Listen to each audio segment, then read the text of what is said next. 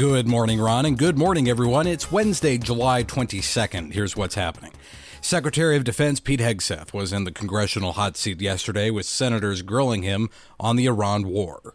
You don't have a strategy. You don't have a long-term plan to actually win this war. When will you show leadership? When will you show leadership? Why don't you show some leadership and stand up to your fellow Democrats who won't fund the troops, who stand and play partisan politics while you don't give us the money? That was an exchange between Hegseth and Michigan Democrat Senator Gary Peters.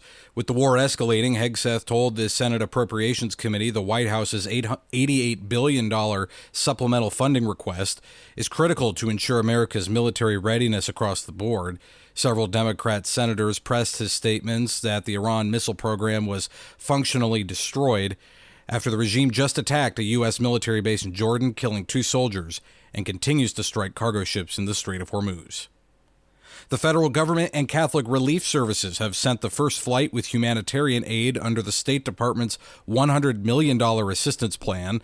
The kits of prepackaged food and hygiene products are enough to support 700 Cuban families.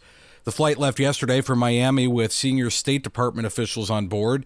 $60 million of the $100 million fund will be distributed by Catholic Relief Services. Representative Veronica Escobar, a Democrat representing El Paso and West Texas, has introduced legislation to stop the Trump administration from seizing land belonging to the Diocese of Las Cruces, New Mexico. Earlier this year, the diocese announced it was suing the federal government to stop it from using eminent domain to seize land around Mount Cristo Rey in order to construct a border barrier. Mount Cristo Rey is the site of a large crucifix and is a pilgrimage site in the region. The bill, if it passed into law, would prohibit the government from using federal funds to litigate against the diocese in this lawsuit and would bar the federal government from putting up fencing, roads, or barriers on or near the mountain. Bishop Peter Baldacchino of Las Cruces and Bishop Mark Seitz of El Paso, Texas, have both expressed support for the bill. And funeral services for the late Senator Lindsey Graham will include a Capitol Rotunda tribute.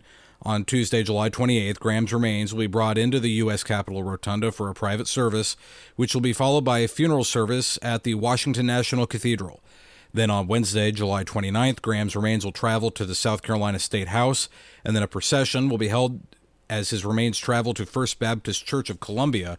His body will then be laid to rest in a private family burial in Pickens County.